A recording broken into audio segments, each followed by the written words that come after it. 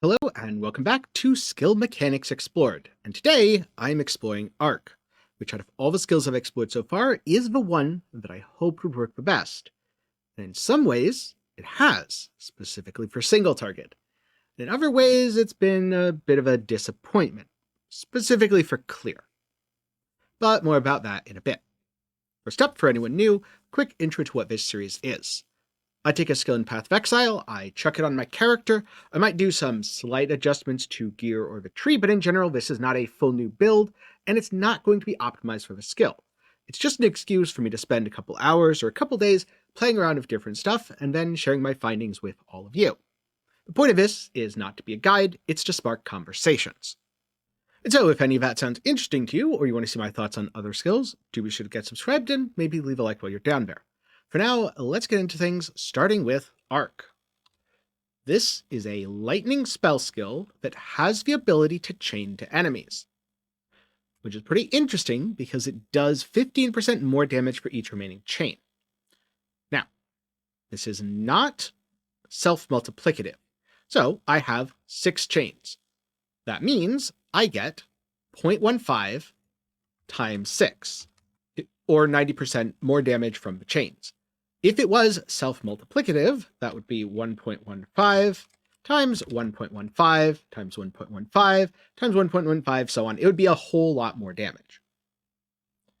Which might be OP, but no, we got the balanced version.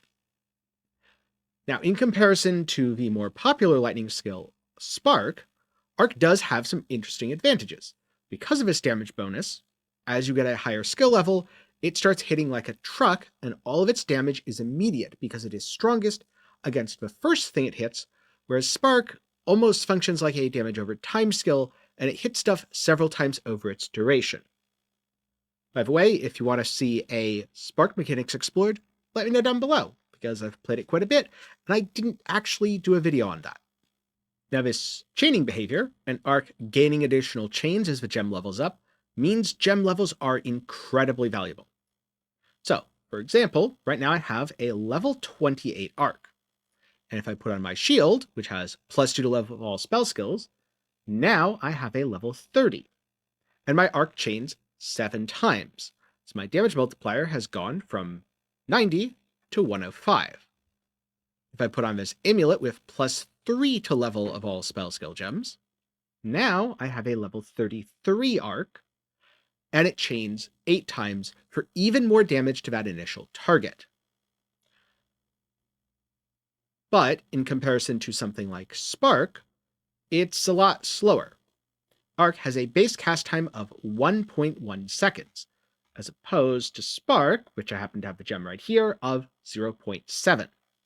This means you're not going to be able to cast and move nearly as easily.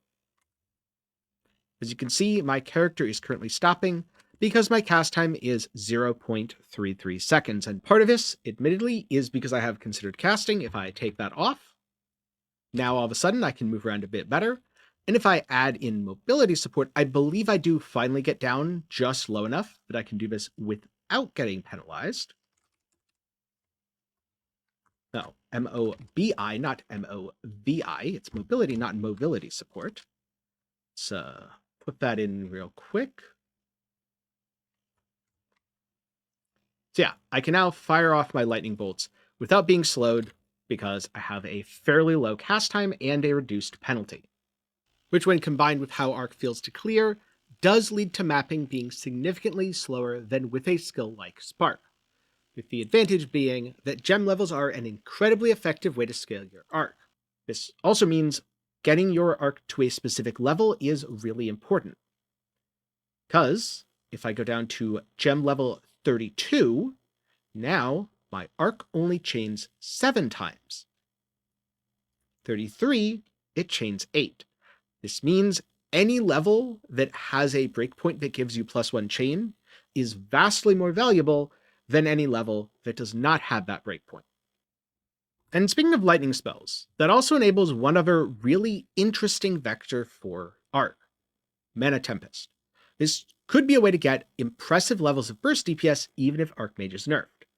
Mana Tempest is an empower or buff skill that drains your mana, in exchange for empowering your spells. Just to give you an idea, the tooltip doesn't move very much because I have a ton of damage as extra from Archmage already, but it does one other really interesting thing. There we go. Now it is not eating my mana. Plus 3 targets when chaining. So this is a very powerful way to do additional damage and to chain 2 additional targets. Since it's not a projectile, unfortunately it does not get the projectiles from empowered lightning spells fork. But hey, if you were using it with Spark, your Spark would fork, and your arcs would chain better.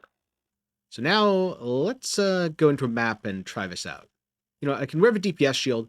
I don't really want to wear the amulet in a map because I am technically a CI Archmage build, and I'll just get stun locked, and it'd be pretty lame if a video had a lot of footage where I'm just standing there, stunned, and getting hit by monsters and being like, don't worry guys, I'll show you in a second. And this is where we get into Arc's flaws. I should turn my cast on shock off. I zap the enemy, and as you can see, I have quite a bit of time to tell you about the fact that Arc's chaining speed is very, very low, and its chaining distance is relatively short. So if the enemy walks slightly away, it doesn't really work. And if I cast on a big pack here, I mean, it'll make its way through eventually, but it's not very fast. And this is also why I'm not using chain support, because chain support doubles the number of chains a skill has. So if Arc right now, I believe it has 7 of the current level. Yes, it does. It would get +1 for 8, and then double them for 16. This very much helps to counteract the penalty on the gem. Now, it would still be more damage to use a damage support as opposed to chain. The 15% more, because it's additive with itself, does not fully counteract the 50% less.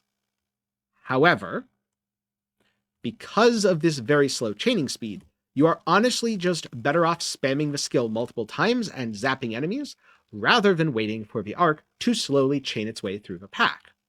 So this is where I started to think about, what could I use on Arc that would help it clear more efficiently? This is where I came to a somewhat problematic answer, because at first I was just using Lightning Conduit, the single target boost run on a lot of Spark builds, and don't get me wrong, Lightning Conduit on this setup, because I am basically an Archmage Sparker, just sticking Arc in, really disgustingly good, does giga damage. But of course, that doesn't really help you when your single target is already very high, and it's your clear that is problematic. So, what if I just doubled down? What if I used double Arc? This went a lot better, actually, because now Arc is chaining twice through the pack. Unfortunately, you get into this really awkward situation where very often your cast on shock goes off towards the end of a pack, not towards the beginning, which results in a lot of enemies already being dead. And if you try something different, let's just say you try Spark instead of Arc, well, Spark actually adds quite a bit of clear. Now, it would be better if you took the projectile speed nodes, and it would certainly be better if you took the duration nodes. But at that point, why not just replace your main skill with Spark and run Spark, Cast on Shock, Spark? A setup that would be very popular if it wasn't for the fact that Lightning Conduit was really, really good. But then I tried several other spell skills, and the one that worked the best, surprisingly, was Fireball. It's certainly not perfect, especially without a Snake Pit, but it seemed to at least be decent with the trigger. That said, it still pales in comparison to doing something like Spark. Now last up, I did think of one final way in which you might be able to bolster the AoE effects for your Arc.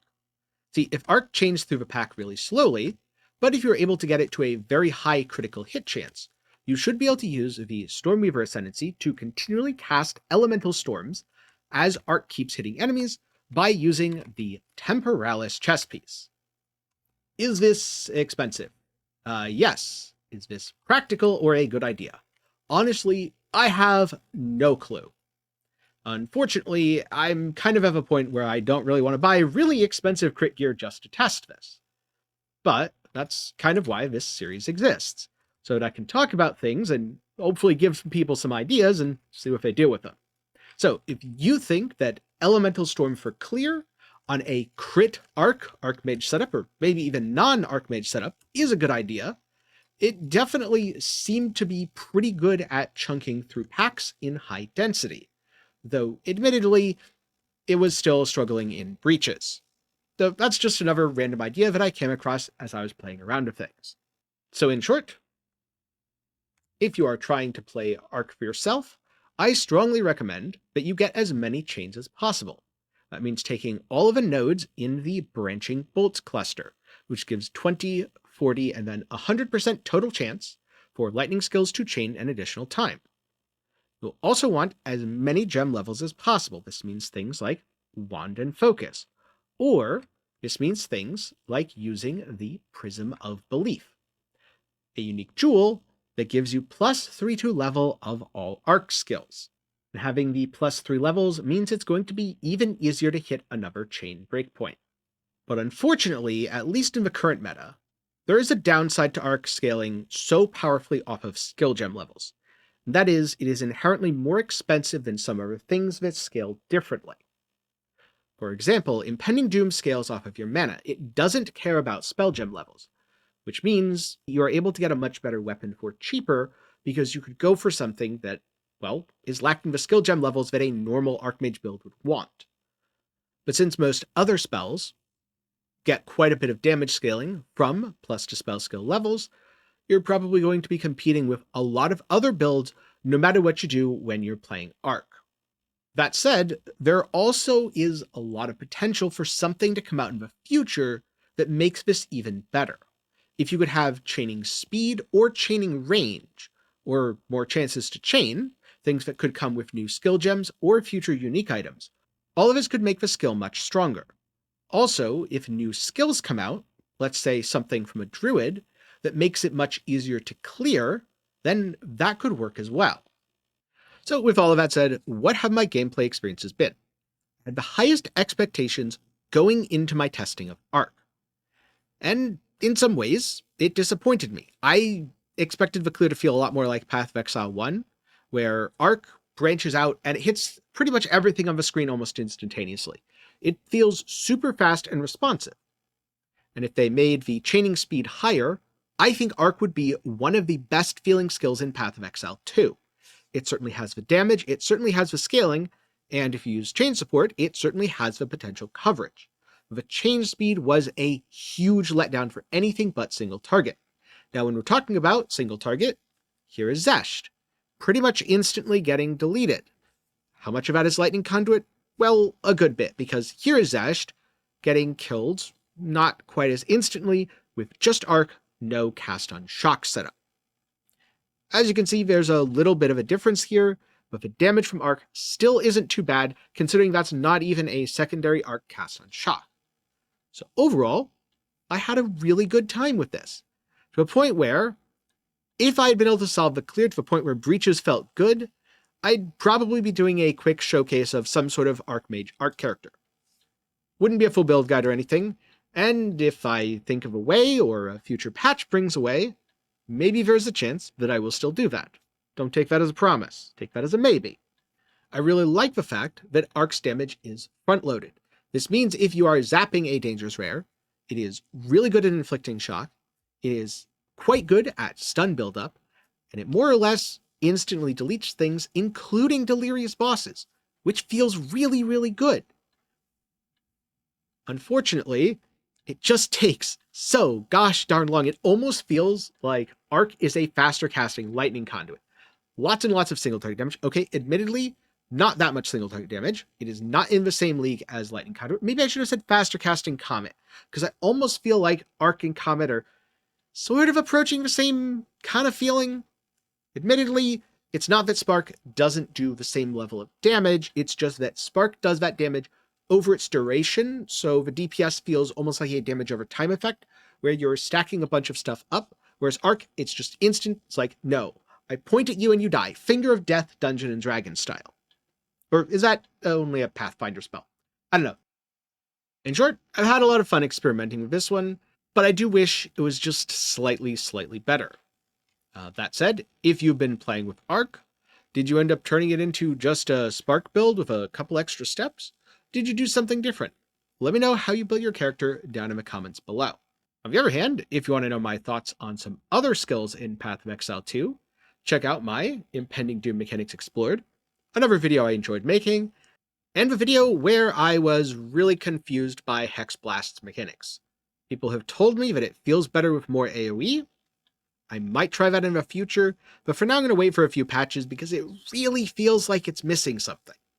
But if you want to see more of my thoughts or what I feel like it's missing, those videos are up in the card and down below.